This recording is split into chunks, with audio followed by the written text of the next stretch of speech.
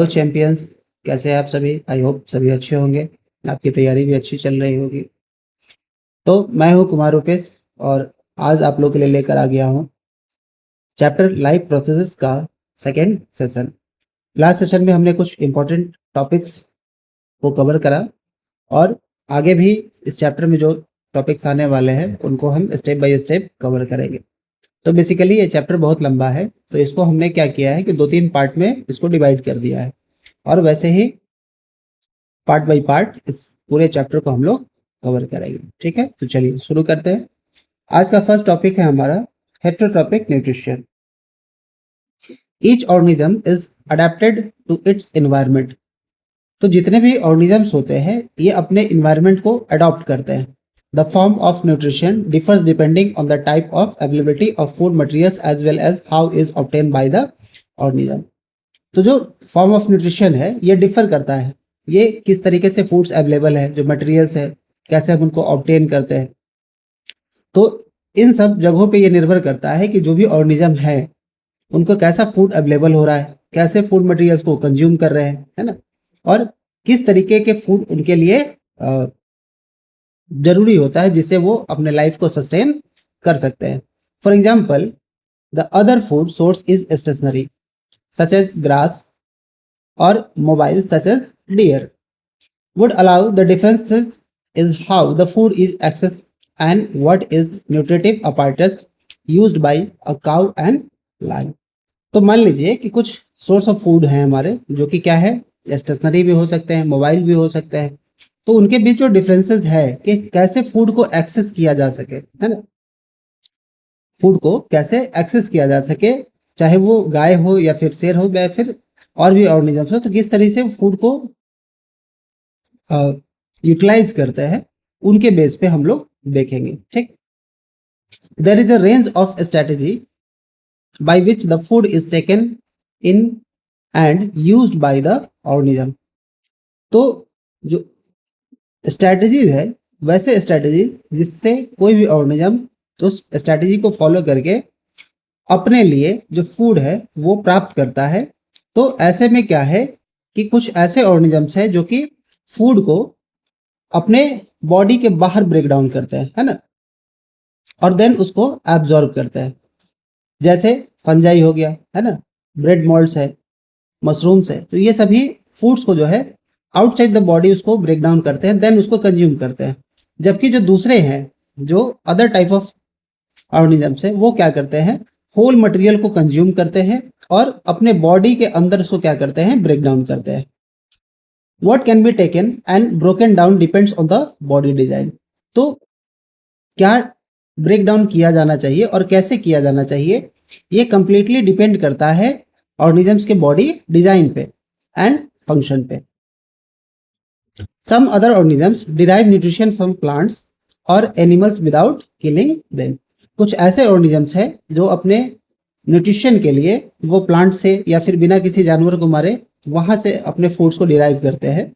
This practice nutritive strategy used by a wide variety of organism like cuscuta, जिसको हम अमरबेल कहते हैं, ticks, lice, leeches and tapeworms.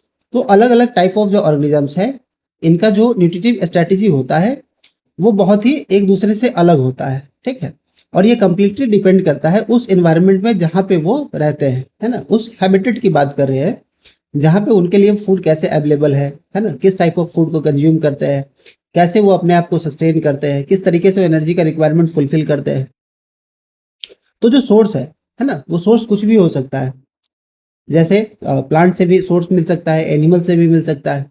तो डिफरेंट टाइप्स ऑफ फूड्स को वो किस तरीके से कंज्यूम करते हैं, उनका हैबिटेट उनको कैसे सपोर्ट करता है, इन्वायरमेंट से कैसे सपोर्ट मिलता है, बाकी ऑर्गेनिजम्स उनके न्यूट्रिशन के लिए कैसे सपोर्ट करते हैं।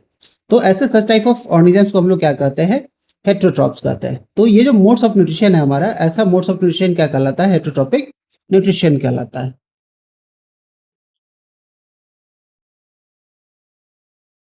नेक्स्ट है हमारा how do organism obtain their nutrition. तो ये जो ऑर्गेनिजम्स है ये अपने पोषण को किस प्रकार से पूर्ण करते हैं। Since the food and the way is obtained differ. The digestive system is different in various organisms. In single cell organisms, the food may be taken in the entire surface, but as the complexity organisms increases, different parts becomes specialized to perform different functions. तो ये जो foods है ये किस तरीके से obtain किया जाता है, ये हर एक ऑर्गेनिजम्स में डिफरेंट होता है और ये डिपेंड करता है उस ऑर्गेनिज्म के डाइजेस्टिव सिस्टम पे कि वो कैसे उस फूड को डाइजेस्ट करते हैं। जैसे कोई सिंगल सेल ऑर्गेनिज्म है तो उसका जो इंटायर सरफेस है वो फूड को क्या करता है, ऑब्टेन करता है। बट जैसे जैसे बॉडी का कॉम्प्लेक्सिटी बढ़ता है ऑर्गेनिज्म का, उसके लिए डिफरेंट पार्ट्स जो है वो परफॉर्म करते हैं ताकि उनका न्यूट्रिशन हो सके, ठीक है, और डिफरेंट फंक्शन को परफॉर्म करते हैं। For example, amoeba takes in food using temporary finger-like extension of the cell surface which fuse over the food particles forming a food vacuole। तो ये जो अमीबा का सरफेस आपको दिखाया गया है कंप्लीट, इसमें आप देखिएगा जैसे ये फूड पार्टिकल्स है, तो इस फूड पार्टिकल्स को इस ऑर्गेनिजम्स के द्वारा कैसे ग्रैब किया जाता है। तो ये जो आप स्ट्रक्चर देख रहे हैं प्यूसिपीडिया, ये फिंगर लाइक प्रोजेक्शन होता है, ठीक है, और इस तरीके से ये फूड वैक्यूल्स बनाता है जिससे प्यूसिपीडिया की हेल्प से ये पूरे कंप्लीट फूड को अपने बॉडी के अंदर एंटर कराता है, ठीक। फॉर एग्जाम्पल, सॉरी, देख लिए अमीबा का है ना किस तरीके से करता है। Inside the food vacuole complex substance are broken down, और इन्हीं फूड वैक्यूल्स के अंदर जो इंटायर फूड्स है वो क्या होता है, ब्रोक डाउन होता है। The remaining undigested material is move to the surface of the cell and thrown out, और जो अनडाइजेस्टेड मटेरियल होता है उसको सेल के सरफेस पे थ्रो कर दिया जाता है, यानी बाहर फेंक दिया जाता है। In Paramecium, which is also unicellular organisms, the cell has a definite shape and food is taken at a specific spot. Food is moved to this spot by the movement of cilia, which over the entire surface of the cell. तो अलग अलग जो organisms है, अगर हम single cell organisms की बात करें तो ऐसा नहीं कि एक जो सारे यूनिसेलुलर ऑर्गेनिजम्स है उनका फूड जो है कंज्यूम करने का तरीका एक ही है, सब में अलग अलग होते हैं, है ना। और ये सभी इस चीज़ पर निर्भर करता है कि टाइप ऑफ फूड क्या है, टाइप ऑफ न्यूट्रिशन क्या है ना, किस तरीके से फूड को कंज्यूम करते हैं, उनके ऊपर डिपेंड करता है और उनके बॉडी स्ट्रक्चर और फंक्शन के ऊपर डिपेंड करता है। तो हम ये नहीं कह सकते कि अगर कोई भी यूनिसेलुलर ऑर्गेनिजम्स है तो सबका एक ही टाइप का फूड कंजम्पशन है ना, वो अलग अलग तरीके से परफॉर्मेंस करते हैं, अलग अलग तरीके से उसको कंज्यूम करते हैं, ठीक है, और उनको डाइजेस्ट करने का भी तरीका अलग अलग होता है, ठीक। तो इस तरीके से जो ऑर्गेनिजम्स है अपने फूड को कंज्यूम करते हैं। अब है न्यूट्रिशन इन ह्यूमन बींग्स। तो जो ह्यूमन बीइंग्स है ना, ये अपना पोषण कैसे करते हैं, चलिए तो देखते हैं। The alimentary canal is basically a long tube extending from the mouth to the anus. तो ह्यूमंस में जो एलिमेंट्री कैनाल होता है ये बेसिकली एक लॉन्ग ट्यूब है जो कि एक्सटेंड होता है माउथ से लेकर एनस तक। We can see that the tube has different parts, various region and specialized to perform different function. What happens to the food once it enter our body, we shall discuss the process here. तो किस तरीके से ये जो alimentary canal है different region से होकर गुजरती है, जो कि एक स्पेशलाइज्ड स्ट्रक्चर होता है और उनका एक डिफरेंट फंक्शन होता है, और हर एक ऑर्गन्स का जो फंक्शन है वो डिवाइडेड होता है, और किस तरीके से फूड्स आगे बढ़ती है और हर एक कंपार्टमेंट में किस तरीके से उसको ब्रेक डाउन किया जाता है। तो इन सारे चीज़ों को हम आगे डिस्कस करेंगे, ठीक है। चलिए, we eat various type of food which has to pass through the same digestive tract। तो जितना भी फूड हम कंज्यूम करते हैं वो सभी सेम डाइजेस्टिव ट्रैक्ट से होके गुजरता है। Naturally the food has to be processed to generate particle which are small and of the same texture. तो साधारण तौर पे जो फूड हम प्रोसेस करते हैं जो कि क्या होता है, बहुत ही छोटा होता है और सेम टेक्सचर का होता है। This is achieved by crushing the food with our teeth. तो बेसिकली जो भी फूड हम कंज्यूम कर रहे हैं, है ना, सपोज अगर हमारा ब्रेड है, ठीक है, तो इसको हम क्या करते हैं, जैसे हम खाने बैठते हैं तो इसको डिफरेंट पार्ट्स में हम इसको डिवाइड करते हैं, ठीक है। डिवाइड करने के बाद जो हमारा एक एक बाइट होता है, उस बाइट को जैसे ही हम अपने मुंह में रखते हैं तो उसको क्या करते हैं, क्रश करते हैं। क्योंकि सिंपल वे में अगर हम कहें तो एक रोटी का टुकड़ा हम ऐसे ही नहीं निगल सकते, मतलब बिना चबाए उसको हम निगल नहीं सकते, तो पहले हम उसको क्रश करते हैं। Since the lining of the canal is soft, the food is also wetted to make its passage smooth. और ये जो आपने इस रोटी का टुकड़ा आपने खाया, ये बेसिकली क्या होता है, ये बेसिकली ड्राई होता है, ठीक है। तो इसी ड्राइनेस के कारण क्या है कि आप इसको डायरेक्ट सॉलो नहीं कर सकते, डायरेक्ट इसको निगल नहीं सकते। क्यों? क्योंकि हमारा जो इनर लाइनिंग होता है कैनल का, वो बहुत ही सॉफ्ट होता है और फूड को जो है हमको क्या करना है, गीला करना है। अगर इसको हम गीला नहीं करेंगे तो पैसेज को स्मूथ नहीं बनाएगा। तो जब हम फूड्स पार्टिकल्स को जब हम क्रश करते हैं तो उसमें सलाइवा मिक्स होता है। तो सलाइवा मिक्स करने के कारण जो है उसका टेक्सचर जो है वो स्लाइमी हो जाता है और स्लाइमी होने के कारण जो है आसानी से हम उसको निगल सकते हैं। तो यही चीज आगे बताया गया है कि when we eat something we like our mouth waters, this is actually not only water but a fluid called saliva. तो जब जैसे ही हम भोजन को मुंह में रखते हैं तो हमारे मुंह में पानी की तरह कुछ बनने लगता है, जो कि सिर्फ एक पानी नहीं होता है, एक सलाइवा है ना, जो कि सेक्रेट होता है सलेवरी ग्लैंड से। Another aspect of the food we ingest is its complex nature. तो सिर्फ हम फूड के एस्पेक्ट्स की बात करें तो जो हम फूड निगल रहे हैं वो बेसिकली क्या है, कॉम्प्लेक्स नेचर का है। If it is to be absorb from the alimentary canal it is has to be broken into smaller molecules. तो इसको एलिमेंट्री कैनाल से जाने से पहले इसको छोटे छोटे मॉलिक्यूल्स में हमको क्या करना होगा, ब्रेक डाउन करना होगा। This is done with the help of biological catalyst called enzyme. और ये जो है एक बायोलॉजिकल कैटलिस्ट के द्वारा होता है जिसको हम लोग क्या कहते हैं, एंजाइम कहते हैं। The saliva contains the enzyme. और ये जो सलाइवा होता है जो हमारे माउथ में बनता है, इस एंजाइम को हम लोग क्या कहते हैं, salivary amylase that breaks down starch which is complex molecules to give simple sugar. तो जो हमने फूड कंज्यूम किया तो क्या है, एक कॉम्प्लेक्स मॉलिक्यूल्स है ना। उस मॉलिक्यूल्स को ब्रेक डाउन करने के बाद हमको क्या मिलता है, सिंपल शुगर मिलता है। तो जैसे ही हम इसको ब्रेक डाउन करेंगे, ठीक है, तो अ, हम इस फूड से सिंपल शुगर को ऑब्टेन कर सकते हैं, ठीक है। और जो फूड हमने कंज्यूम किया उसके अंदर कॉम्प्लेक्स सब्सटेंस के नेचर में क्या था, स्टार्च था। तो बेसिकली जो सलाइवा है, ठीक है, जो जिसके अंदर एंजाइम प्रेजेंट होता है सलेवरी एमिलेज, ये फूड को जो हम इंगेज करते हैं, निगलते हैं, उसमें ये मिक्स होता है और उस स्टार्च को ब्रेक डाउन करता है ताकि हमको सिंपल शुगर मिल सके इन the form of energy. The food is mixed thoroughly with saliva and moved around the mouth while the chewing by the muscular tongue। तो जो फूड हमने कंज्यूम किया, ठीक है, उसमें सलाइवा जो है वो मिक्स होता है जिससे हम हमारे मुंह के अंदर जो हमारा टंग है ना, इसके हेल्प से हम इसको क्या करते हैं, च्युइंग करने में टंग हेल्प भी करता है, सलाइवा को मिक्स करने में हेल्प करता है, ठीक है। तो डिफरेंट टाइप्स ऑफ ऑर्गन क्या है, इस पूरे फूड प्रोसेसिंग को,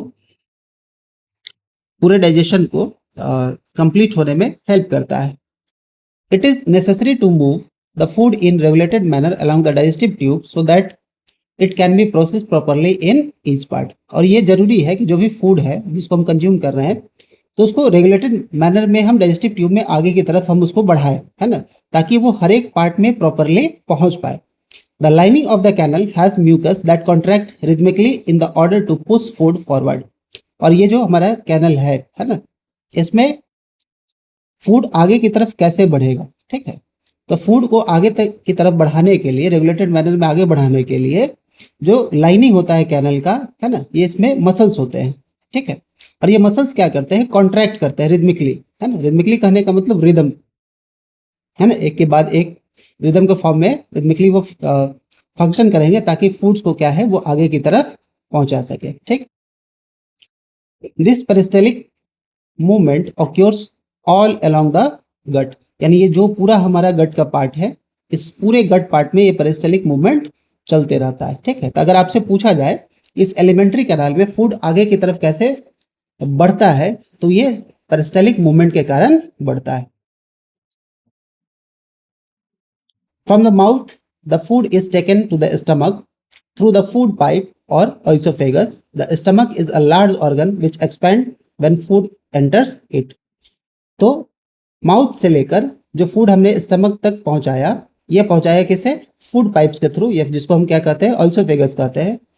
तो जैसे ही हम फूड को कंज्यूम करते हैं, हमारा जो स्टमक है ये क्या है, एक लार्ज ऑर्गन है जो कि एक्सपेंड करता है। तो जैसे ही हम भोजन करना शुरू करेंगे और हमारा डाइजेशन स्टार्ट होगा निगलने के बाद, और जैसे ही स्टमक में पहुंचेगा तो ये जो स्टमक है हमारा क्या होता है, एक्सपैंड करता है ना। The muscular walls of the stomach helps in the mixing of the food थ्रूली with more digestive juice. और ये जो स्टमक है, इसमें जो हमने फूड कंज्यूम किया है, इसमें बहुत सारे एंजाइम को मिक्स करने में हेल्प करता है ना, यानी बहुत सारे डाइजेस्टिव जूस को मिक्स करने में हेल्प करता है। The digestion in stomach is taken care of gastric glands. तो जो डाइजेशन होता है स्टमक में, वो गैस्ट्रिक ग्लैंड्स जो है ना, वो इसकी देखभाल करता है, जो कि प्रेजेंट होता है वॉल ऑफ द स्टमक में। दिस रिलीज हाइड्रोक्लोरिक एसिड, और यही क्या करता है, हाइड्रोक्लोरिक एसिड को रिलीज करता है ना। A protein digestive enzyme called pepsin, और एक प्रोटीन डाइजेस्टिव एंजाइम रिलीज होता है जिसको हम लोग क्या कहते हैं, पेप्सिन कहते हैं, and mucus. The hydrochloric acid creates an acidic medium which facilitate the action of the enzyme pepsin. और यही हाइड्रोक्लोरिक एसिड जो है, ये क्रिएट करता है हमारे स्टमक में एसिडिक मीडियम को, जो कि फैसिलिटेट करता है पेप्सिन, एंजाइम पेप्सिन के एक्शन में। What others function do you think is served by the acid, है ना। तो क्या आप और भी कई सारे फंक्शन जानते हैं जो कि एसिड जो है सर्व करता है, यानी एसिड के द्वारा हम क्या करते हैं। तो एसिड का जो बेसिक नेचर होता है वो होता है वियर एंड टीयर, यानी किसी भी चीज को सराने में, गलाने में मदद करता है। The mucus protect the inner lining of the stomach from the action of the acid under normal condition. तो ये जो म्यूकस होता है, ये म्यूकस क्या करती है, हमारे स्टमक के इनर लाइनिंग को प्रोटेक्ट करती है। किससे, तो एक्शन ऑफ द एसिड से। अब अभी बताया हमने कि एसिड क्या है, तो ये एसिड का जो नेचर होता है वियर एंड टीयर होता है। इट मीन्स कि ये हमारे जो हमारा स्टमक का इनर लाइनिंग है उसको नुकसान पहुंचा सकता है, ठीक है। तो म्यूकस क्या करती है, इसके इनर लाइनिंग को, स्टमक के इनर लाइनिंग को प्रोटेक्ट करती है एसिड्स के एक्शन से, है ना। We have often heard adults complaining about acidity. Can this be related to what has been discussed above? तो कभी कभी हम सुनते हैं कि जो एडल्ट्स है वो कंप्लेन करते हैं एसिडिटी के बारे में, है ना। तो बेसिकली एसिडिटी है क्या, can this be related to what has been discuss above. तो क्या ये इस चीज से संबंधित है जो हमने अभी ऊपर देखा है। The exit of food from the stomach is regulated bye sphincter muscle which released it in small amounts into the small intestine। ठीक है, चलिए एक छोटा सा टॉपिक है जिसको हम कवर कर लेते हैं कि एसिडिटी है क्या, है ना। तो होता क्या है कि जब आप ऐसे टाइप्स ऑफ फूड को कंज्यूम करते हैं जो कि डाइजेस्ट करने में उसको बहुत लंबा समय लगता है, ठीक है। तो जब डाइजेशन प्रोसेस हो रहा है तो जो चीज़ें आसानी से नहीं पचती है, तो हमारा जो स्टमक है वो ज़्यादा मात्रा में क्या करता है, लार्ज अमाउंट में एसिड को फॉर्म करता है ना। लार्ज अमाउंट में एसिड को फॉर्म करता है, इट मीन्स HCl को फॉर्म करता है। तो उसको पचाने के लिए जब ज़्यादा मात्रा में एसिड बनने लगेगा हमारे स्टमक में, तो इसी के कारण जो है एसिडिटी क्रिएट होता है, ठीक है। चलिए आगे बढ़ते हैं। अब स्टमक के बाद जो फूड है वो आगे की तरह जो रेगुलेट होता है वो होता है स्पिंचर मसल्स के थ्रू। ये स्पिंचर मसल्स क्या करती हैं, फूड को स्टमक से स्मॉल इंटेस्टाइन तक छोटे छोटे भागों में पहुंचाती है। From the stomach the food now enters small intestine, this is the longest part of elementary कनाल। तो जो हमारा स्मॉल इंटेस्टाइन है ये हमारे एलिमेंट्री कनाल का लॉन्गेस्ट पार्ट है ना, जो कि फिटेड होता है कॉम्पैक्ट स्पेस में। इसलिए कॉम्पैक्ट छोटी जगह में स्पेस में ये फिट होता है जस्ट बिकॉज ऑफ कि ये एक एक्सटेंसिव कॉइलिंग के फॉर्म में होता है। एक्सटेंसिव कॉइलिंग कहने का मतलब कि ऐसे कॉइल के रूप में जिसको हम एक जगह पे रखा जाता है, ठीक है, रहता है। और जब इसको हम नॉर्मली अगर हम इसको बाहर की तरफ निकालें तो ये एक्सटेंड होता है ना। तो इसी को हम कहते हैं extensive coiling. The length of the small intestine differs in various animal depending on the food they eat. तो जो स्मॉल इंटेस्टाइन का लेंथ होता है ये अलग अलग ऑर्गेनिजम्स में अलग अलग होता है ना, उसका लेंथ। ये इस चीज़ पर डिपेंड करता है कि किस तरीके के फूड को कंज्यूम करते हैं। आई सपोज कि जो herbivorous eating grass needs longer small intestine to allow the cellulose to be digested. तो जो हार्बीवोरस है ना, जो ग्रास कंज्यूम करते हैं, तो उनका जो स्मॉल इंटेस्टाइन होता है वो लॉन्गर होता है जस्ट बिकॉज ऑफ कि सेलुलोज को डाइजेस्ट होने में लंबा समय लगता है, ठीक है। तो लंबे समय तक स्मॉल इंटेस्टाइन में रहेगा तब वो सेलुलोज को डाइजेस्ट कर सकता है। जबकि जो मीट होता है वो ईजियर होता है डाइजेस्ट करने में। हेंस जो कार्निवोरस जो होते हैं जैसे टाइगर्स है, तो उसका जो इंटेस्टाइन होगा, स्मॉल इंटेस्टाइन, वो क्या होगा, शॉर्टर होगा, ठीक। The small intestine is the site of the complete digestion of the carbohydrates, protein and fats. तो ये हमारा स्मॉल इंटेस्टाइन है, ये कंप्लीट साइट है जहाँ पे कार्बोहाइड्रेट, प्रोटीन्स एंड फैट्स को डाइजेस्ट किया जाता है। It receive the secretion of the liver and pancreas for this purpose. और ये रिसीव करता है सेक्रेशन को, जो कि पैनक्रियाज और लिवर से सेक्रेट होता है, ठीक है। The food coming from the stomach is acidic, has to be made alkaline for the pancreatic enzyme to act. तो जो फूड हमारे स्टमक से स्मॉल इंटेस्टाइन में पहुंचा है, ये बेसिकली वहाँ पे क्या था, एसिड था, तो बेसिकली ये एसिडिक नेचर का हो चुका है। तो अब इसको आगे फर्दर प्रोसेस करने के लिए, ताकि इसके ऊपर पैनक्रियाटिक एंजाइम फंक्शन कर सके, इसको अल्कलाइन बनाना पड़ेगा, है ना। तो जो बाइल जूस सेक्रेट होता है फ्रॉम लीवर, है ना, accomplish this in addition to acting on fats. Fats are present in the intestine in the form of the large globules, which makes it difficult for enzyme to act on them. तो liver के द्वारा जो bile juice release हुआ है, accomplish करता है और addition में, ताकि वो फैट्स के ऊपर काम कर सके, है ना। तो जो फैट्स है वो प्रेजेंट होता है इंटेस्टाइन में इन the form of large globules, जिसको डाइजेस्ट करना क्या होता है, डिफिकल्ट होता है ना। तो वही कह रहा है कि globules which makes is difficult for enzyme to act on them. और यही ग्लोब्यूल्स जो है इसको पचने में क्या करते हैं, डिफिकल्टी प्रोवाइड करते हैं, ठीक। Bile salts break down into smaller globules. और यही बाइल सॉल्ट क्या करता है, इस फैट के ग्लोब्यूल्स को छोटे छोटे ग्लोब्यूल्स में डिवाइड करता है, और इससे जो है एंजाइम का एफिशिएंसी होता है, वो क्या होता है, बढ़ जाता है ना। तो ताकि एंजाइम की एफिशिएंसी को बढ़ाया जा सके, इसीलिए बाइल जूस क्या करती है, इस फैट ग्लोब्यूल्स को स्मॉलर ग्लोब्यूल्स में ब्रेक डाउन करती है। This is similar to emulsifying action on soap on dirt that we have learn about in chapter 4, ठीक है। तो उसी तरीके से जैसे हम कोई सोप कंज्यूम करते हैं, जिससे क्या है कि जो धूल मिट्टी होता है वो इस सोप के एक्शन से क्या होता है, साफ हो जाता है, जो हमने चैप्टर 4 में पढ़ा है, ठीक। The pancreas secrete pancreatic juice which contains enzyme like trypsin.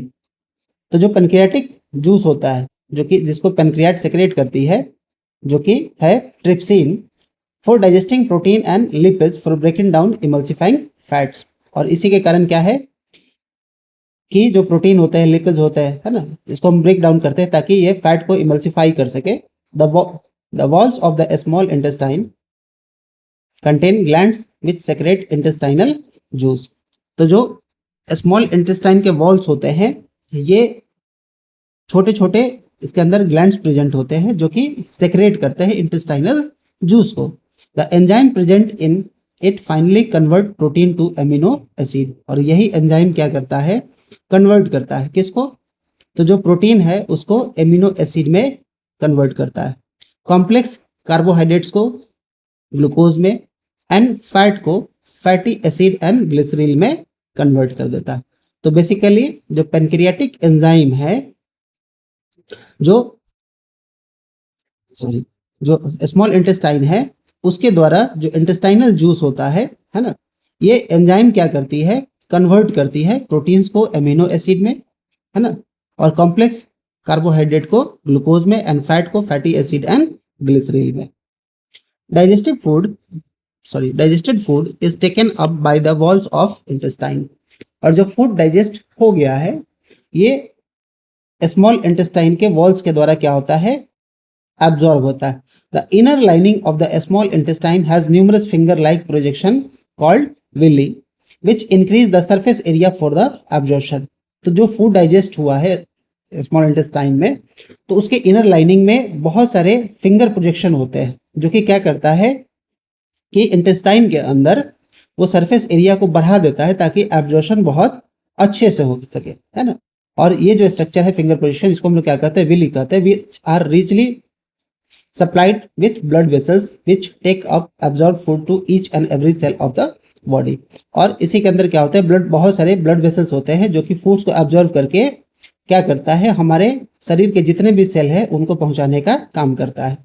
Where it is utilized for obtaining energy, building up new tissue and the repair old tissue. तो जिसका यूज किया जाता है एनर्जी के लिए, है ना, एनर्जी को ऑब्टेन करने के लिए, नए टिश्यूज को बनाने के लिए और पुराने टिश्यूज को रिपेयर करने के लिए। ठीक है, अब आगे बढ़ते हैं। The unabsorbed food is sent into the large intestine. तो जो अनडाइजेस्टेड फूड है, सॉरी अनअब्जॉर्ब फूड है, वो अब लार्ज इंटेस्टाइन में पहुंचता है, where its wall absorb more water from the material. यानी जो अनअब्जॉर्ब फूड जब आगे की तरफ बढ़ता है लार्ज इंटेस्टाइन में, तो उसके अंदर जो पानी बचा होता है, ठीक है, अधिकतर जो पानी होता है उसको क्या किया जाता है, एब्जॉर्ब कर लिया जाता है। The rest of the material is remove from the body via the anus. ठीक है, और इसके बाद जो सॉलिड वेस्ट है ना, वो हमारे बॉडी से रिमूव हो जाता है एनस के थ्रू। ठीक है, यानी जैसे ही उसके अंदर हम जो सॉलिड पार्टिकल्स है जिसको हम स्टूल कहते हैं, तो उसके अंदर जो एक्सेसिव वाटर है उसको लार्ज इंटेस्टाइन क्या करती है, एब्जॉर्ब कर लेती है, और बाकी जो वेस्ट मटेरियल है उसको हमारे बॉडी से बाहर कर दिया जाता है। The exit of the waste material is regulated by the anal sphincter. और ये जो वेस्ट मटेरियल है ये रेगुलेट होता है एनल स्पिंचर के द्वारा, जिसे हम अपने उसके बॉडी से क्या करते हैं, रिमूव कर देते हैं। ठीक है, तो आई होप बहुत अच्छे से हम लोग इस टॉपिक को हमने कवर करा है। ठीक है, तो इसमें क्या है कि आपको स्टेप बाय स्टेप देखना है, जिस तरीके से रेगुलेटेड मैनर में फूड जो है एलिमेंट्री कैनाल से होते हुए, है ना, माउथ से लेकर एनस तक किस तरीके से step by step different chambers में जाती है और किस तरीके से उसका डाइजेशन होता है, इसमें आपको पार्ट बाय पार्ट क्या करना है, step by step and part by part उसको कंप्लीट करना है, ताकि आपको एक रेगुलेटेड मैनर में प्रोसेस याद रहे कि किस प्रोसेस के बाद क्या होता है, किस कंपार्टमेंट से जो फूड है वो किस कंपार्टमेंट में बढ़ती है, और अलग अलग कंपार्टमेंट में किस तरीके के एंजाइम्स काम करते हैं, कैसे फूड डाइजेस्ट होता है और किन किन पार्टिकल्स को ब्रेक डाउन किया जाता है। तो जब इस तरीके से आप प्रोसेस को पार्ट बाय पार्ट रखिएगा, स्टेप बाय स्टेप रखिएगा, तो आपके लिए समझना आसान हो जाएगा और याद करना भी आसान हो जाएगा। ठीक है, चलिए आगे बढ़ते हैं। अब इसमें टॉपिक है आपका डेंटल कैरीज, है ना, इसको आप देख सकते हैं, इसमें टूथ डेकेइंग के बारे में दिया हुआ है। चलिए, अगला टॉपिक है हमारा रेस्पिरेशन। तो यहाँ पे कुछ एक्टिविटी दिया हुआ है, इस एक्टिविटी को आप कर सकते हैं। ठीक है, ये हम आप पे शो रहा है, ताकि खुद से आप एक बार एक्टिविटी करके इन सब चीज़ों को ऑब्जर्व करें तो आपके लिए ज़्यादा बढ़िया रहेगा, है ना, क्योंकि आप सेकेंडरी स्टेज में आ चुके हैं, तो थोड़ा बहुत आपको एक्टिविटी भी करना चाहिए। ठीक है, और एक्टिविटी के थ्रू आप उसको अच्छे से ऑब्जर्व कर सकते हैं। We have discussed nutrition in organism in the last section. The food materials taken in the during the process of nutrition is used in the cell to provide energy for various life process. तो last section में हम लोगों ने देखा है कि किस तरीके से जो ऑर्गेनिजम्स है वो फूड्स को कंज्यूम करते हैं ताकि उनका न्यूट्रिशन हो सके, यानी उनका पोषण हो सके। Diverse organisms do this in different way. Some use oxygen to break down glucose completely into carbon dioxide and water. Some use other pathways that do not involve oxygen. तो जो डाइवर्स ऑर्गेनिजम्स है, यानी अलग अलग प्रकार के जो organisms हैं वो अलग अलग तरीका अपनाते हैं ताकि उस फूड से एनर्जी को ऑब्टेन कर सके। कुछ जो है ऑक्सीजन का यूज करते हैं ताकि जो ग्लूकोज है उसको कम्प्लीटली ब्रेक डाउन कर सके, ठीक है, और उसे एनर्जी को ऑब्टेन कर सके into carbon dioxide and water. और जब कुछ ऐसे ऑर्गेनिजम्स हैं जो दूसरे पाथवेज को अपनाते हैं जिसमें ऑक्सीजन इन्वॉल्व नहीं होता है। In all cases the first step is the break down of glucose. लेकिन दोनों ही कंडीशन में क्या है कि सबसे पहला स्टेप होता है कि जो ग्लूकोज है उसको ब्रेक डाउन किया जाए। अ 6 carbon molecule into a 3 carbon molecule called pyruvate. तो जो 6 कार्बन मॉलिक्यूल्स है जिसको हम लोग ग्लूकोज कहते हैं, इसको 3 कार्बन मॉलिक्यूल्स पायरुवेट में कन्वर्ट किया जाता है। ठीक है, this process takes place in the cytoplasm. और ये जो है सेल के साइटोप्लाज्म में क्या होता है, प्रोसेस होता है। फर्दर द पायरुवेट में be converted into ethanol and carbon dioxide, जिसमें ये जो पायरुवेट है ये कन्वर्ट होता है एथनॉल और कार्बन डाइऑक्साइड में। This process takes place in yeast during fermentation. और ये जो प्रोसेस है ये फर्मेंटेशन के दौरान भी होता है। Since the process taken place in the absence of air, it means oxygen, is called aerobic anaerobic respiration. तो कुछ ऐसे रेस्पिरेशन प्रोसेस है जहाँ पे ऑक्सीजन प्रेजेंट नहीं होता है, ऐसे प्रोसेस को हम क्या कहते हैं, अनएरोबिक रेस्पिरेशन कहते हैं। Breaks down of pyruvate using oxygen takes place in the mitochondria, और वैसे जगह पे जहाँ ऑक्सीजन प्रेजेंट होता है तो वहाँ पायरोवेट को ब्रेक डाउन किया जाता है, कहाँ पे, तो माइटोकॉन्ड्रिया में, ठीक है। तो दोनों जगह पे अलग अलग होता है, एरोबिक में माइटोकॉन्ड्रिया में होगा और बाकी जगहों पे साइटोप्लाज्म में होगा। This process breaks up the 3 carbon pyruvate molecules to give 3 molecules of carbon dioxide. The other product is water. Since the process takes place in the presence of oxygen, is called aerobic respiration. The release of energy in this aerobic process is a lot greater than in anaerobic process. तो जो releasing energy का जो process होता है aerobic, उसमें क्या है, ये बहुत बड़ा प्रोसेस होता है, किससे, अनएरोबिक प्रोसेस से।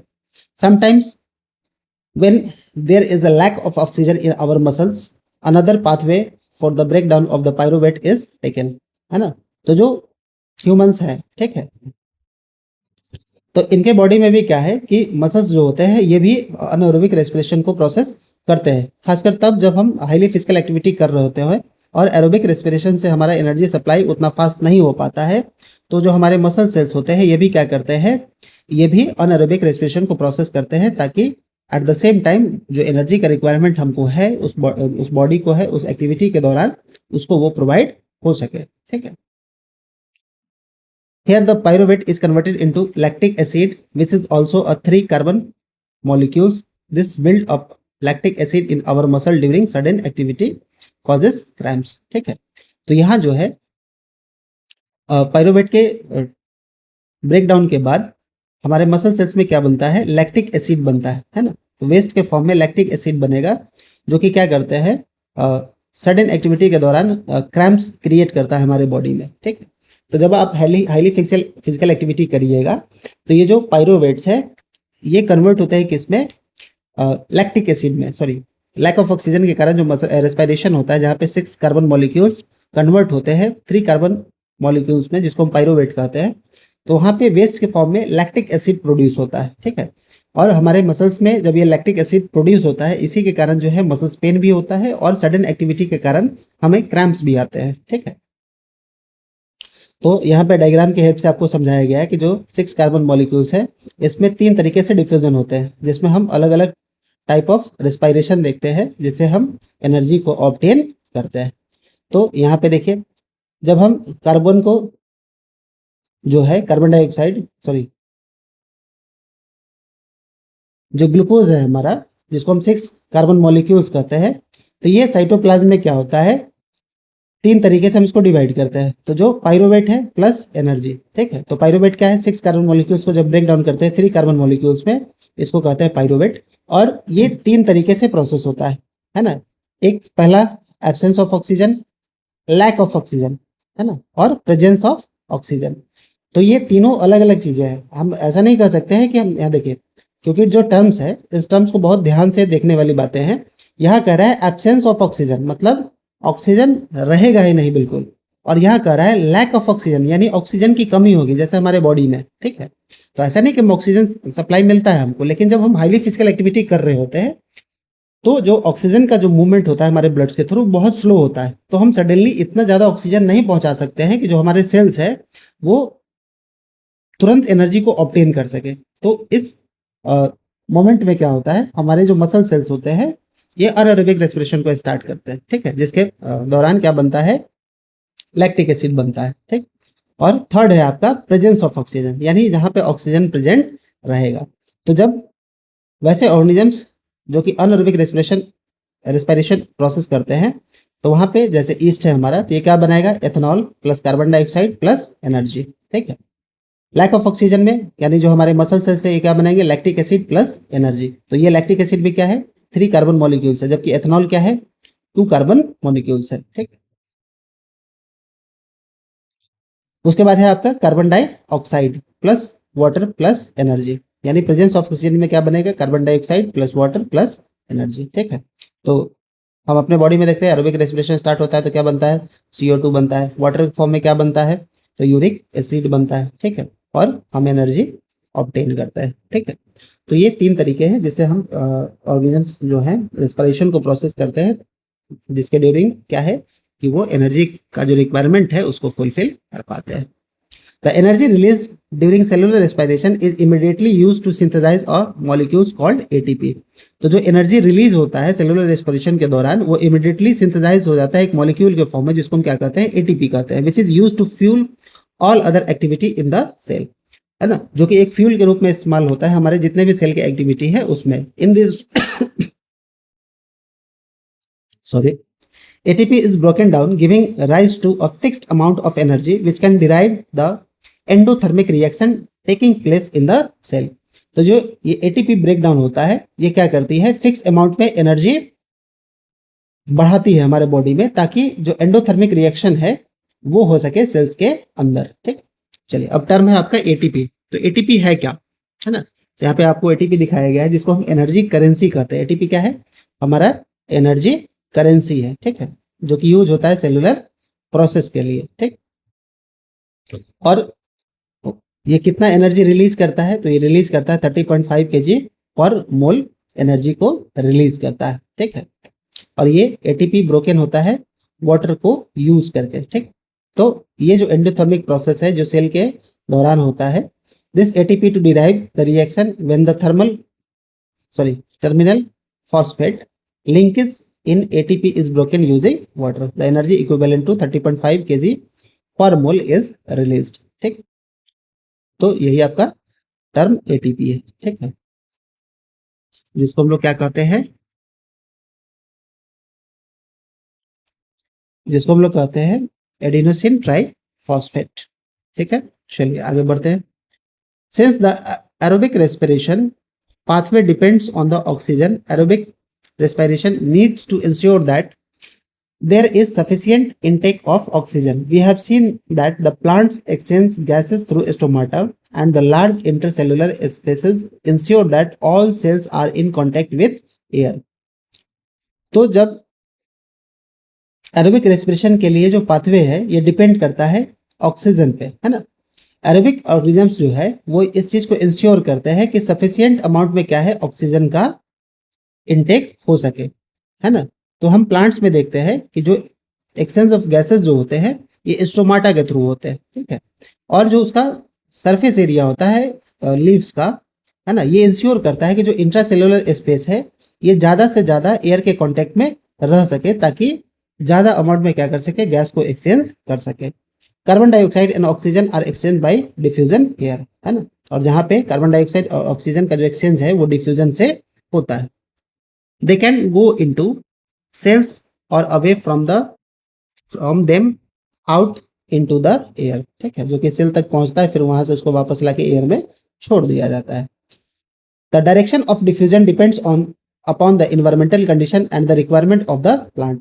तो ये जो डिफ्यूजन का जो डायरेक्शन होता है ये इस बात पे डिपेंड करता है कि इन्वायरमेंटल कंडीशन क्या है और प्लांट्स का रिक्वायरमेंट क्या है। At night when there is no photosynthesis occurring, CO2 elimination is the major exchange activity going up। तो रात में क्या है कि रात में तो सनलाइट होता नहीं है तो फोटोसिंथेसिस प्रोसेस होगा नहीं, तो इस दौरान क्या है कि CO2 एलिमिनेशन जो है ये मेजर एक्सचेंज होता है। ठीक है, during the day CO2 generated during respiration is used for photosynthesis. और दिन में क्या होता है कि जो CO2 जनरेट किया गया था ड्यूरिंग रेस्पिरेशन इसको यूज किया जाता है फोटोसिंथेसिस के लिए। ठीक है, इट मीन्स कि जब रात में फोटोसिंथेसिस प्रोसेस नहीं होगा तब प्लांट्स क्या करती है, CO2 को एलिमिनेट करती है, एक्सचेंज करती है एलिमिनेशन के थ्रू, और फिर उस CO2 को यूज करती है कब, रेस्पिरेशन के लिए। ठीक है, ताकि वो फोटोसिंथेसिस को प्रोसेस कर सके। Hence there is no CO2 release, instead oxygen release in the major event at this time.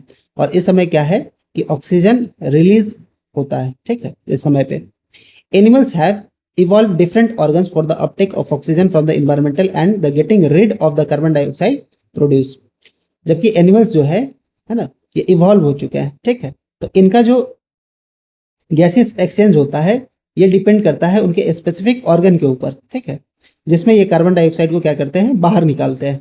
Terrestrial animals can breathe the oxygen in the atmosphere, but animals that live in the water needs to use the oxygen dissolve in water, है ना। तो जो terrestrial animals है ना, यानी जो धरती पर रहते हैं, can breathe the oxygen in the atmosphere, है ना। तो जो एटमोस्फेयर में ऑक्सीजन है उसको वो ब्रीथ करते हैं। लेकिन जो एक्वेटिक एनिमल्स है ना, जो पानी में रहते हैं, ठीक है, वो ऑक्सीजन को कहाँ से ऑब्टेन करते हैं? तो जो ऑक्सीजन वाटर के अंदर डिजॉल्व होता है उस ऑक्सीजन को वो यूटिलाइज करते हैं फॉर द रेस्पिरेशन, ठीक है।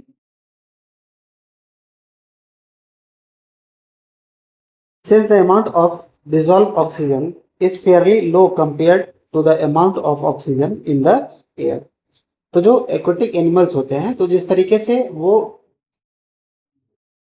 ऑक्सीजन को कैरी करते हैं, तो वहां पे ऑक्सीजन जो है वो पानी के अंदर क्या होता है, डिजॉल्व होता है, ठीक है।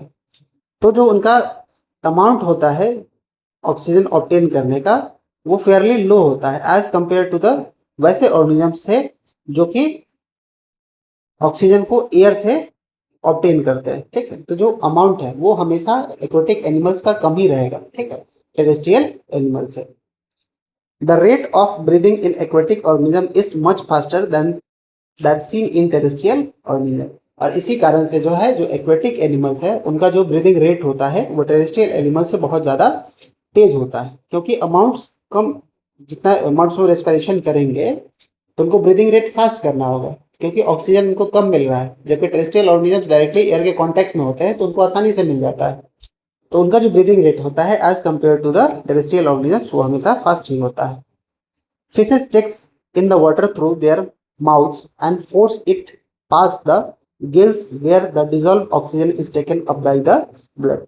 तो फिशेस क्या करते हैं, अपने मुंह से पानी को खींचते हैं, ठीक है, और फोर्सफुली उसको गिल्स के थ्रू बाहर करते हैं, और जो वाटर के अंदर जो ऑक्सीजन डिजॉल्व है वो उनके ब्लड्स में आगे की तरफ फॉरवर्ड हो पाता है। Terrestrial organisms use the oxygen in the atmosphere for respiration. तो जो टेरेस्ट्रियल ऑर्गेनिजम्स है वो ऑक्सीजन को यूज करते हैं जो कि एटमॉस्फेयर में प्रेजेंट होता है।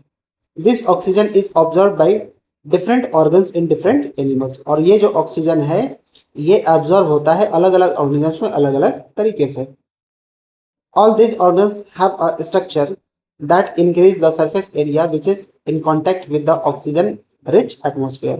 और यही ऑर्गन्स क्या करते हैं, अपने सरफेस एरिया को इंक्रीज करते हैं ताकि ज़्यादा से ज़्यादा ऑक्सीजन को एटमॉस्फेयर से ऑब्टेन किया जाए। Since the exchange of oxygen and carbon dioxide has to take place across this surface, है ना, तब तक जब तक जो है कार्बन डाइऑक्साइड और ऑक्सीजन जो है एटमॉस्फेयर से, इनके साथ हम क्या करते हैं, कॉन्टैक्ट स्टेब्लिश करते हैं और उस सरफेस एरिया के थ्रू हम उसको ऑब्टेन कर लेते हैं, जिससे क्या है कि हमको ऑक्सीजन रिच अमाउंट में हमको मिल सके। Since the exchange of oxygen and carbon dioxide has to take place across this surface, the surface is very fine and delicate. In the order to protect the surface it is usually placed within the body, है ना। और इस कारण से जो है ये surface बहुत ही ज़्यादा फाइन होता है और डेलिकेट होता है, इसलिए ये बॉडी के अंदर होता है ताकि इसको प्रोटेक्ट किया जा सके, उस सरफेस को प्रोटेक्ट किया जा सके जिस सरफेस के थ्रू हम गैसियस एक्सचेंज प्रोसेस करते हैं। So there have to be passage that will take air to this area. तो क्या है कि ऐसे में एक पैसेज होना चाहिए ताकि जो हम एयर कैरी कर रहे हैं वो उसके थ्रू उस एरिया तक पहुंच सके। In addition there is a mechanism for moving the air in and out of this area where is oxygen is absorb, है ना। तो इसलिए एक ऐसा मैकेनिज्म होना चाहिए जिसके थ्रू जो एयर है उसको हम उस पैसेज के थ्रू मूव कर सके उस सरफेस एरिया पे जहाँ पे ऑक्सीजन का एब्जॉर्प्शन होना है। इन ह्यूमन बीइंग, फिगर 5.9 आगे फिगर दिया हुआ है आपका, air is taken in the body through the nostril. तो ह्यूमन बीइंग्स में क्या होता है, जो एयर है वो नॉस्ट्रिल के थ्रू स्टार्ट होता है। The air passing through the nostril is filtered by fine hairs and that line the passage, है ना। तो जो नॉस्ट्रिल है इसके थ्रू जो हम एयर को कंज्यूम करते हैं, इनहेल करते हैं, ये फिल्ट्रेट होता है नेजल हेयर्स के थ्रू, है ना। तो जो फाइन हेयर्स होते हैं हमारे नाकों में उसके थ्रू ही क्या होता है, फिल्टर होता है। The passage is also lined with mucus which helps in this process. और ये जो पैसेज है ये क्या होता है कि इसमें म्यूकस होता है जो कि हेल्प करता है इस प्रोसेस को। From here the air lined with sorry the air passes through the throat and into the lungs. तो ये जो एयर का पैसेज है ये पास होता है हमारे थ्रोट से और लंग्स तक, है ना। Rings of the cartilage are present in the throat, और थ्रोट में क्या है, रिंग्स ऑफ कार्टिलेज होते हैं, ठीक है, जो थ्रोट में प्रेजेंट होते हैं। This ensure that the air passes does not collapse, जिसके कारण क्या है कि जो एयर पास हो रहा है ये क्या हो, ये इंश्योर करता है कि ये कोलैप्स ना हो, है ना, कि ऐसा नहीं कि सडनली जो क्या है वो रुक जाए। तो यहाँ पे आपको फिगर दिखाया गया है किस तरीके से प्रोसेस होता है। तो यहाँ पे आपका नेजल पैसेज दिखाया गया है, ठीक है, माउथ कैविटी, फायरेंक्स, लाइरेंक्स, है ना, ट्रेकिया, रिंग्स ऑफ कार्टिलेज, है ना, यहाँ देखिए बहुत सारे रिंग्स के फॉर्म में दिया गया है, इसी को हम क्या कहते हैं, रिंग्स ऑफ कार्टिलेज कहते हैं। तो ये प्रिवेंट करता है कि किसी भी तरीके का शॉर्टेज ना हो या फिर कोलैप्सन ना हो, जिसमें हम ऑक्सीजन को इनहेल करते समय या फिर एक्सहेल करते समय, है ना, तो ये रिंग्स ऑफ कार्टिलेज इसको प्रोटेक्ट करती है। आपके आगे जो है क्या दिया गया है कि ये आपका लंग्स का जो स्ट्रक्चर है, ठीक है, ये देखिए ये आपका लंग्स है, ठीक है, जो कि डबल पेयर स्ट्रक्चर होता है, ठीक। उसके बाद आपका रिब्स है जो कि 12 पेयर्स का होता है, ठीक, 12 इधर और 12 इधर, है ना। तो 6 पेयर में हम इधर देखते हैं, 6 आगे और 6 पीछे, फिर 6 आगे और 6 पीछे दोनों तरफ का। तो एक तरफ आपका रिब्स का स्ट्रक्चर दिखाया गया, लंग्स का स्ट्रक्चर दिखाया गया। तो जो बेसिकली लंग्स है हमारा, इसका जो स्ट्रक्चर होता है ये डबल लेयर स्टेशन मेम्ब्रेन का बना होता है, जो कि हमारे रिब केज के अंदर फिटेड होता है, सिचुएटेड होता है, और रिब केज क्या करती है, इसको प्रोटेक्ट करने का काम करती है, ठीक है। उसके बाद नीचे से देखिएगा तो नीचे से आपका डायफ्राम दिया गया है ना।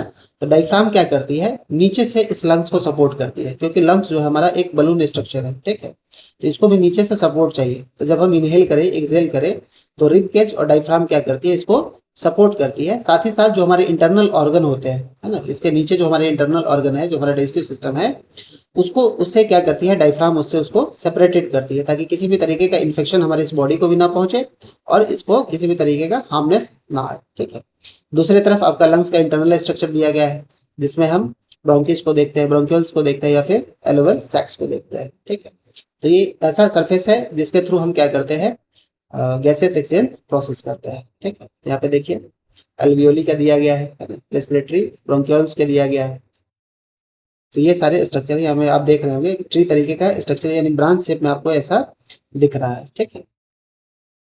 तो ये रेस्पिरेटरी ब्रोंक्यूल्स है, जिसके ऊपर क्या देख रहे हैं आप, एल्वियोली को देख रहे हैं। ये छोटे छोटे इस तरीके के सैक स्ट्रक्चर होते हैं। तो ये सरफेस एरिया क्रिएट करता है, जिसके थ्रू आप ऑक्सीजन को एब्जॉर्ब करता है और कार्बन डाइऑक्साइड को लंग्स के अंदर रिलीज करता है, ठीक है। तो आगे फर्दर डिटेल में हम इसको देखेंगे। When the lungs, the passage divides into a smaller and smaller tubes, which finally terminate in balloon-like structure, which are called alveoli, ठीक, singular alveolus। तो ये जो लंग्स है हमारा, है ना, तो ये पैसेज जो है आगे चल के डिवाइड हो जाता है छोटे छोटे स्मॉलर ट्यूब्स में, जो कि फाइनली टर्मिनेट होता है एक बलून लाइक स्ट्रक्चर, जिसको हम क्या कहते हैं, एल्वियोली कहते हैं। सिंगुलर में इसको क्या कहेंगे, एल्वेलस कहेंगे। The alveoli, sorry, the alveoli provide a surface where the exchange of gases can take place. The wall of the alveoli contain an extensive network of blood vessels। तो जो ये alveoli है ये प्रोवाइड करता है सरफेस एरिया, है ना, जैसे अभी हमने बताया, ताकि गैसेस एक्सचेंज हो सके। और walls of alveoli contain an extensive network of blood vessels, और ये क्या करता है, एक एक्सटेंसिव नेटवर्क क्रिएट करता है ब्लड वेसल्स के बीच में, ताकि ये गैसेस एक्सचेंज को प्रोसेस कर सके, ठीक है। तो जब ऑक्सीजन हमारे लंग्स में एंटर करती है तो एक सरफेस एरिया की तरह ये काम करती है ना, सरफेस एरिया प्रोवाइड करती है जिससे हम ऑक्सीजन को कैरी कर सकते हैं, है ना। तो इसको हम लोग एल्वियोल सैक्स भी कहते हैं। सैक्स कहने का मतलब स्टोरेज हाउस, है ना। तो क्या करते हैं, उसमें स्टोर करते हैं ऑक्सीजन को, और फिर ब्लड वेसल्स से जो इसका नेटवर्क कनेक्शन है एक्सटेंसिव, उसके थ्रू ये क्या करती है, ऑक्सीजन को फिर आगे पहुंचाती है।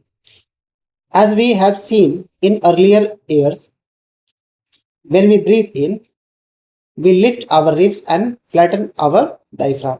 तो जब हम ब्रीथ करते हैं तो जो हमारा रिब्स है वो क्या होता है, फ्लैटन हो जाता है, ठीक है, सॉरी, रिब्स जो है हमारा लिफ्ट होता है और जो हमारा डायफ्राम है वो क्या होता है, ये जो डायफ्राम है हमारा ये फ्लैट हो जाता है। ठीक है, 1 मिनट। तो ये जो हमारा डायफ्राम है ये क्या हो जाता है, फ्लैट हो जाता है। ठीक है, जब हम इनहेल करते हैं। And the chest cavity becomes larger as a result, और चेस्ट कैविटी जो है क्या है, बढ़ जाता है। Because of this air is sucked into the lungs and fill with expanded alveoli, और इसी के कारण जो है एयर जो है खींचा जाता है एंड सक किया जाता है इनटू द लंग्स, और फिल्स करता है to the expanded alveoli. The blood brings carbon dioxide from the rest of the body for release into the alveoli. तो जो कार्बन डाइऑक्साइड हमारे रेस्ट ऑफ द बॉडी से जो आ रहा है आफ्टर सेलुलर रेस्पिरेशन, वो कार्बन डाइऑक्साइड इस एल्वियोली के थ्रू रिलीज होता है, and oxygen in the alveolar air is taken up by the body in the alveolar blood vessels to be transported to all the cell of in the body. ठीक है, और जो oxygen इस alveolar blood vessels के through जो आगे transport होना है वो हमारे हर एक सेल्स के पास पहुंचता है। During the breathing cycle, when air is taken in and let out, the lungs always contain a residential volume of air so that sufficient time for oxygen to be absorbed and for the carbon dioxide to be released। तो इस breathing cycle में क्या है कि जो air हम लेते हैं, ठीक है, और जो लंग्स है हमारा वो कंटेन करता है रेसिड्यूशियल वॉल्यूम ऑफ एयर, है ना। यानी ऐसा नहीं कि एकदम हमारा लंग्स खाली हो जाएगा, ठीक है, उसमें सम अमाउंट्स ऑफ बचा रहेगा ताकि हमारे पास सफिशिएंट टाइम रहे कि ऑक्सीजन को एब्जॉर्ब किया जा सके और कार्बन डाइऑक्साइड को रिलीज किया जा सके। ठीक है, when the body size of animal in large, अगर किसी भी एनिमल का बॉडी साइज अगर बड़ा है, the diffusion pressure alone can not take care of oxygen delivery to all parts of the body, है ना। तो जो डिफ्यूजन प्रेशर है इसके थ्रू जो है ऑक्सीजन हर एक पार्ट तक नहीं पहुंच सकता है। Instead respiratory pigments take up oxygen from the air in the lungs and carry it to tissue which are deficient in oxygen before releasing it. In human beings, the respiratory pigment is hemoglobin, which has a very high affinity for oxygen. तो जो large animals होते हैं उनमें oxygen delivery जो है diffusion के pressures के through आगे फॉरवर्ड नहीं हो सकता है बॉडी में, है ना। इसके बावजूद जो रेस्पिरेटरी पिगमेंट्स होते हैं, है ना, जो कि ऑक्सीजन को कैरी करते हैं lungs and carry to tissue, है ना, उस टिश्यू तक पहुंचाने का, जहां पे क्या है कि deficient in oxygen before releasing it. In human beings the respiratory pigment haemoglobin which has a very high affinity for oxygen. तो जो हमारे ब्लड्स में हीमोग्लोबिन प्रेजेंट होता है इसकी एफिनिटी बहुत हाई होती है ना, यानी ऑक्सीजन को बहुत अच्छे से ऑब्जॉर्ब करता है और फिर ब्लड्स के थ्रू हम इसको आगे कैरी फॉरवर्ड करते हैं। The pigment is present in the red blood core plus carbon dioxide is more soluble in water than oxygen is and hence is mostly transported in the dissolved form in our blood। तो जो ये pigment है जिसको हम haemoglobin कह रहे हैं ये आरबीसी में प्रेजेंट होता है ना, रेड ब्लड कोरप्लस में, और जो कार्बन डाइऑक्साइड है ये ज्यादा सॉल्युबल होता है वाटर में, है ना, ऑक्सीजन से, is and hence mostly transported in the dissolve form in our blood. इसीलिए क्या है कि मोस्टली ये हमारे बॉडी में डिजॉल्व फॉर्म में ही ट्रांसपोर्ट होते हैं, ठीक है, थ्रू द ब्लड, है ना, sorry in the form of our blood. चलिए, यहाँ पे आपको एल्वेलर सरफेस के बारे में बताया गया है, डिफ्यूजन कैसे होता है वो बताया गया है। तो आज हम लोगों ने रेस्पिरेशन कंप्लीट कर लिया है, ठीक है, और ऑलरेडी हमारा सेशन आज बहुत लंबा हो चुका है, और जैसा कि हमने कहा कि इस चैप्टर को हम लोग छोटे छोटे पार्ट्स में हम लोग कवर करने वाले हैं। तो अभी तक हम लोगों ने इस चैप्टर में बेसिकली मेन 3 टॉपिक हम लोगों ने कवर कर लिया है। मोड्स ऑफ न्यूट्रिशन, उसके बाद हम लोगों ने पढ़ा डाइजेशन और देन रेस्पिरेशन। अब जो आगे का आपका टॉपिक बचा हुआ है उसमें आपका बचा हुआ है ट्रांसपोर्टेशन ऑन एक्सक्रिएशन, ठीक है। तो हम एक्सक्रिएशन ह्यूमंस भी देखेंगे और प्लांट्स भी देखेंगे, ठीक है। तो आई होप आज का सेशन आप लोगों को बहुत अच्छा लगा हो। अगर इसी तरीके से अगर आपका मदद हो पा रहा है, आपकी तैयारी अच्छी हो पा रही है, तो आपसे उम्मीद करते हैं कि आप सेशन को जरूर लाइक करिए, अपने फ्रेंड्स, अपने क्लासमेट्स के साथ जरूर शेयर करिए। अगर थोड़ा भी हमसे हेल्प मिल रहा है तो आप इस सेशन को शेयर भी कर सकते हैं अपने दोस्तों के साथ, ठीक है। आशा करते हैं कि आप लोगों का तैयारी में हम कुछ कंट्रीब्यूशन हमारे तरफ से हो पा रहा होगा। तो फिर कल मिलते हैं आपके अगले सेशन में, जहाँ पे हम लोग ट्रांसपोर्टेशन और एक्सक्रीशन पढ़ेंगे। तब तक के लिए keep learning, keep questioning and keep enjoying, and all the best for your wonderful journey of science.